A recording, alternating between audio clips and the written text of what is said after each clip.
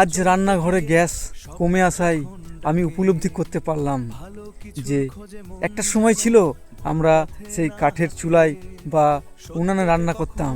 আজ এই পৃথিবী মডিফাইড হয়েছে, কৃত্রিমভাবে আমরা সেই গ্যাসের চুলায় রান্না করছি।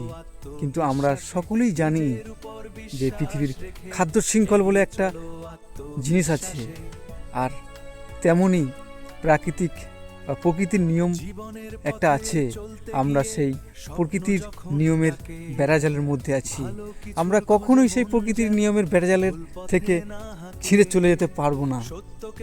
তাই একটা সময় আবারও আসতে চলেছে যে আমাদের সেই কাঠের চুলায় বা গ্যাসেই রান্না করতে হবে। আর এটাই প্রকৃতির নিয়ম, আর এটাই প্রকৃতির ভারসাম্যকে ঠিক রাখতে সাহায্য করবে। তো আপনারা কি বলেন? আপনারা কি একমত? তাহলে নিশ্চয়ই কমেন্টে জানান।